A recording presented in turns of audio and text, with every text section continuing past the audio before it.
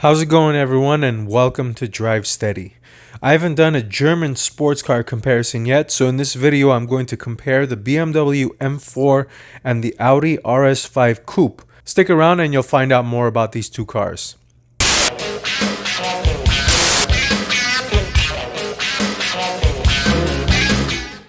So the BMW M4 and the Audi RS5 are the two-door sports car offerings from their respective companies.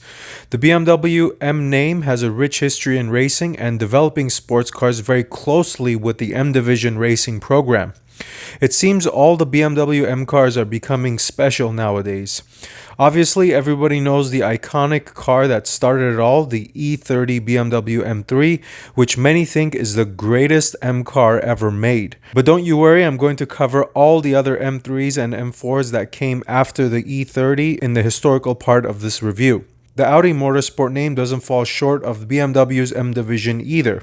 Audi, alongside BMW, has a rich history in racing all types of cars, from road-going full-fledged race cars to off-roading four-wheel drive rally cars. Of course, the name that everyone associates with Audi racing is their patented Quattro all-wheel drive system, which is pretty much in all of their cars now, and obviously also in the new RS5.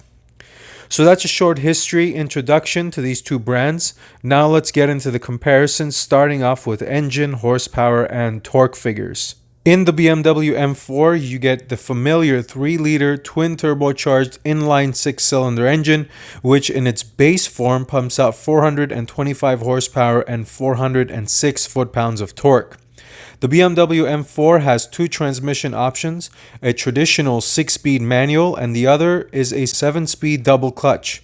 On the flip side, the Audi RS5 comes equipped with another 6-cylinder, but in the RS5 it's a traditional V design instead of the inline which is found in the M4. The V6 with its twin turbochargers dishes out 444 horsepower and 443 foot-pounds of torque. You only get one transmission option in the RS5, and that's an 8-speed traditional torque converter automatic.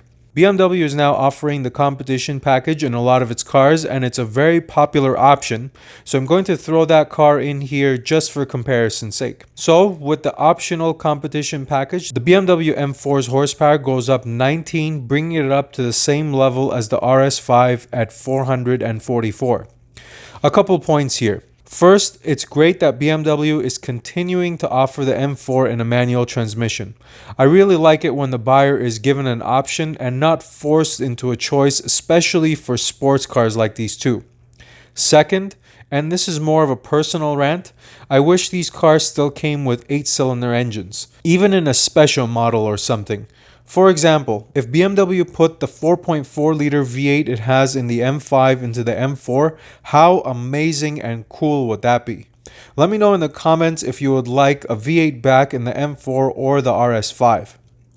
Alright, back to the numbers. Looking at it base for base, the RS5 bests the M4 with 19 more horsepower and 37 foot-pounds of torque.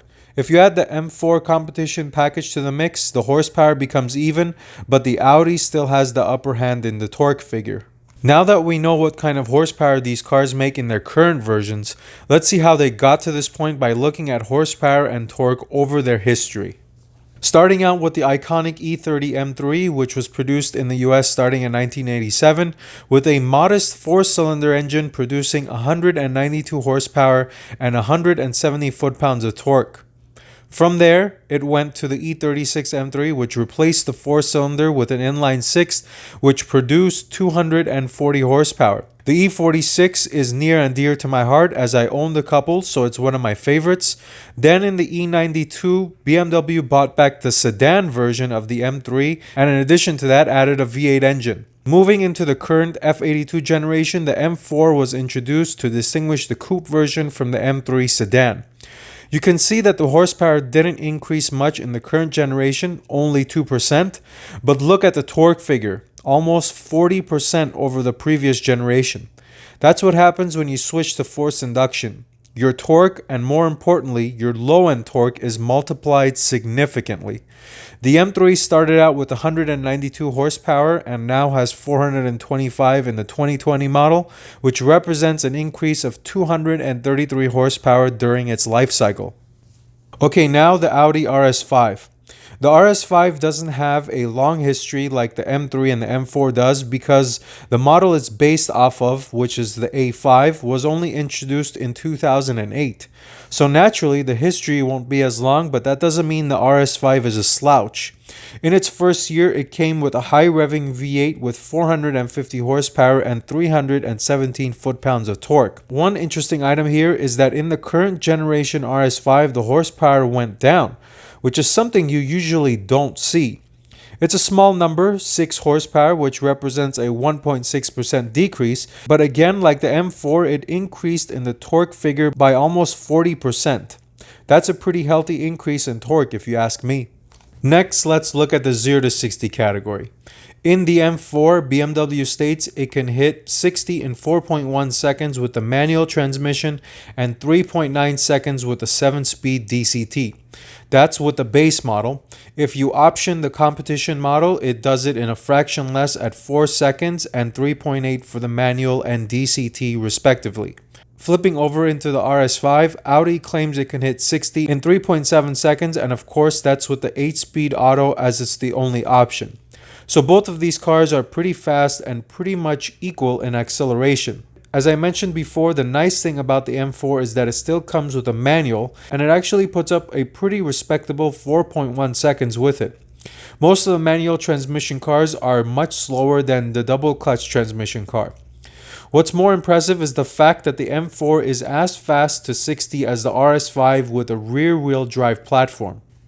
Nonetheless, the Audi is a tick faster to 60 versus the M4 when comparing the automatic and the double clutch transmission. Now let's look at an interesting topic with these cars, and that's weight. So the BMW M4 comes in with a weight of 3,625 pounds for the manual transmission equipped car and a little heavier at 3,685 pounds for a car with a double clutch transmission.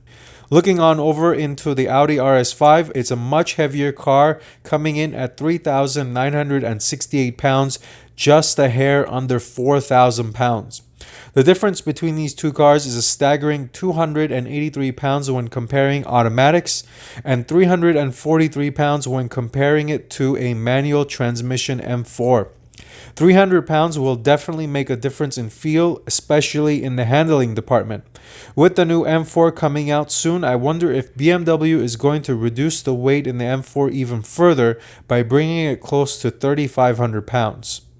Like we did with the history of horsepower and torque, now let's look at the history of weight. Alright, so this one should be interesting. Starting off with the E30 M3, it's feathery light with 2,645 pound curb weight. The drastic jump in the M3's history comes in the E36 with a 20% increase. Remember, this was when they moved from a 4-cylinder to a 6-cylinder, which I'm sure had a lot to do with the bigger increase. Then the increases become steady with 7 and 8% for the E46 and E92 respectively. Two things I noticed here. Look at the weight increase in the E92. It got pretty porky at over 3,700 pounds. Again, I'm sure going from the straight 6 to the 8-cylinder had a lot to do with it, and I remember several M enthusiasts went crazy about the increase, even though the horsepower went up 25% during the same time period. So what did BMW do about it? They put the M3 on a diet, and in the F82 generation, it lost a little over 2 pounds in the weight category. Okay, so now the Audi RS5. So again, you're not going to see the history like the M4, but Audi did bring the weight down of the RS5 to below 4,000 pounds with this new generation.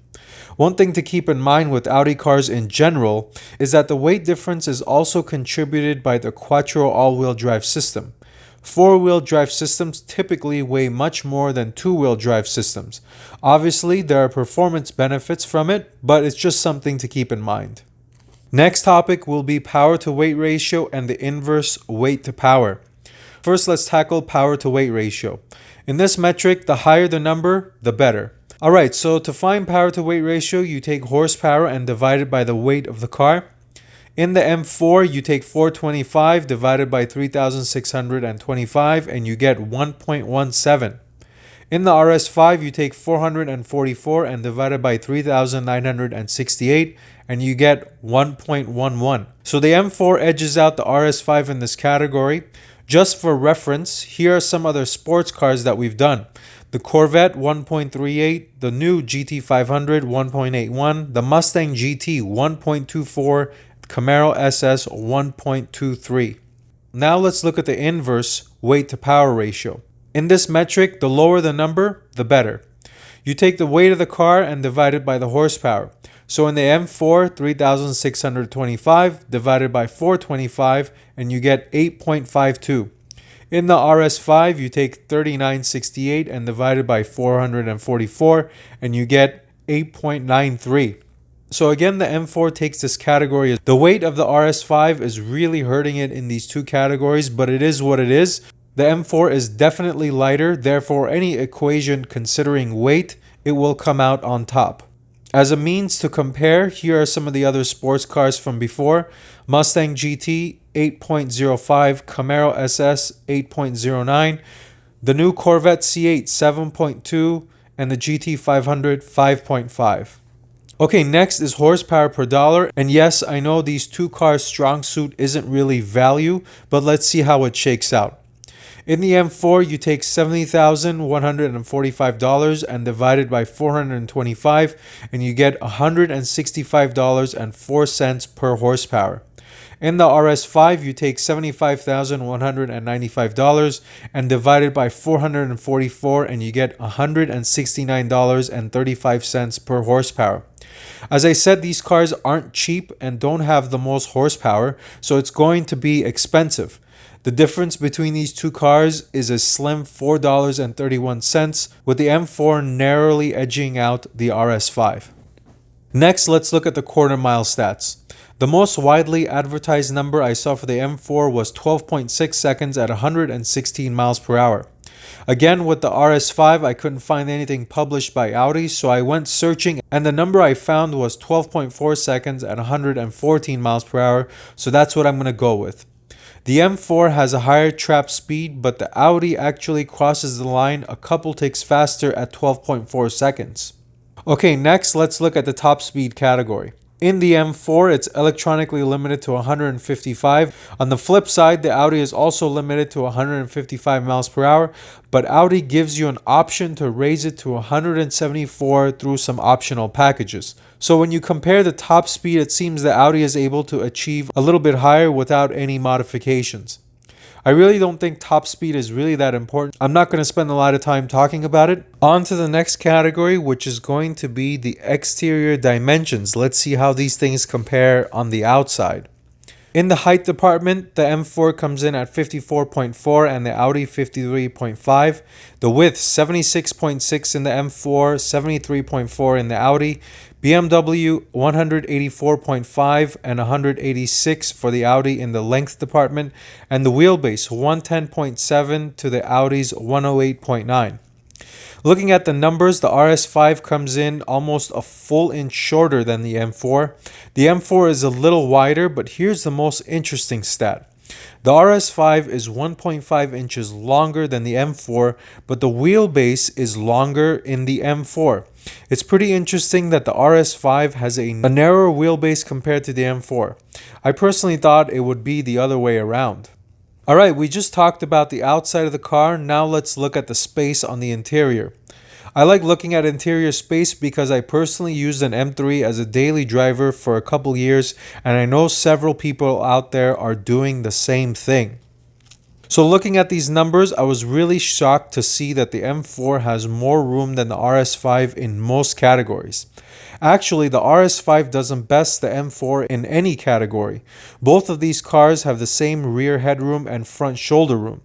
Otherwise, the M4 is bigger in every other category. Even though the margins aren't huge, it's something to consider for someone who likes a bigger space or even for larger individuals. Alright, now we just went over all the specs. Let's look at how much these cars cost. In the M4, your base price comes in at $70,145, and in the RS5, $75,195. Both of these figures include destination and handling, which I believe is $995 for both cars. Alright, so the RS5 is a little bit more expensive, coming in at $5,050 more than the base M4. earlier I talked about the competition package and how it raised the horsepower in the M4 to 444 to match the RS5. So out of curiosity, let's throw that car onto the chart. So the competition package costs $4,750. So when you add that to the M4, you get $74,895. So adding the competition package slims the difference down to a measly $300. Interesting for those that want the same horsepower, it brings the M4 up to the same price as the RS5. Okay, so this is the last historical comparison, the price. Looking at the M3 chart, I was having a hard time finding a solid number for the original E30 M3. I saw several between 33 and 35,000, so I went with the one I was able to duplicate across a couple sites, and that was $34,950. One thing I like to do is adjust the original car's price for inflation. So when you take $34,950 in 1987 and you adjust it to 2019 dollars, you get $79,174. It's pretty expensive, huh? That's more expensive than the current M4 model. Anyway, looking at the rest of the M4 chart, the pricing increases are all north of 20% from generation to generation. The biggest one coming when going from the E92 to the current F82. Like I mentioned earlier, these cars are not real bargain buys. They appeal to a certain audience and have a very loyal following. Now in the Audi, and again, it's a short history in the RS5. From its first generation to the second, the price has gone up by 7.7%, which is a reasonable amount considering the gap in years between the two. Okay, now let's answer one of my favorite questions. What color choices do I have? I like having a lot of options with colors, and I also like unique or cool looking colors for cars such as these. So let's take a look. Alright, in the M4 you have a choice of 9 colors. BMW does a nice job of using some of the historical cool colors from the older generations. They just changed the names around a bit. They have the standard black, white, and gray colors, but also mix it up with a really deep blue called San Marino blue, which looks like an Interlagos blue back from the E46 days. Also, Austin yellow is really cool, and that slightly resembles Phoenix yellow, again from back in the day. And another cool one is Shakir orange. BMW also has additional M customizations available where they'll allow you to paint the car in other cool colors. This is very similar to what Porsche does with paint to sample. Now in the Audi, you get 8 color choices. Of course, you have the familiar white, gray, silver, black. Then you've got a blue, red, and this very interesting green color. I'm a sucker for cool green colored paint, but I don't know about this one on the RS5. It doesn't seem to fit. And finally, Audi offers something similar to BMW where they have the Audi exclusive color options available for an additional charge. Okay, so that's the last category. Now I'll tally it all up and close it out with some final thoughts. In the engine department, the Audi, because without the competition package, it has more horsepower, and even with it, it has more torque than the M4. 0 to 60, Audi. Weight, M4. Power to weight ratio, M4. Horsepower per dollar, M4. Quarter mile, Audi just narrowly. Top speed, Audi. Interior space, M4. And the price, again, very narrowly, M4. So the Audi RS5 and the BMW M4 are as close as can be in most, if not every single category. Both of these cars are amazing, and both manufacturers have a very long history in building amazing cars. One of the things that some people are starting to question is if these cars are still special. Neither have bespoke engines like they used to. I mean, look at the previous generation RS5. It basically had the same engine as the Audi R8 V10 but with 2 cylinders chopped off. Same goes for the E92 M3. The S55 V8 engine in the M3 was a hooligan of an engine with an 8,000 plus redline. It just seems like the overall characteristic of these cars are different. I can't really explain it, but I feel like the newer generations have graduated into another class of car. I'm not sure what that class is, but it's not the same class as it was before. I believe the cars like the Shelby GT350, the Corvette, the Camaro, and the Supra are now in the class the M3 was in about a decade ago. With all that said, I still think these cars have a purpose. They're amazing at being an all-around car. They can be daily driven and turned over and enjoyed on the weekend for a spirited drive. The one key difference I would argue between these newer generations versus the older ones is the old ones have a little bit more character, more spirit, so to say. Not taking anything away from the new M4 and the M5, they're extremely refined now, but there was just something cool about the older generations. But if I had to choose between the new ones, I would definitely take an M4 with the competition package and a manual transmission. Nothing else. The bare-bone M4s are usually the best and the ones you really want. Which one would you choose? If you're interested in other car comparisons like this one, check out our channel page for more videos and other car reviews. If you have any suggestions for cars you would like compared or reviewed, please send us a comment below and we'd be happy to put something together. Thanks for watching. Until next time, drive steady.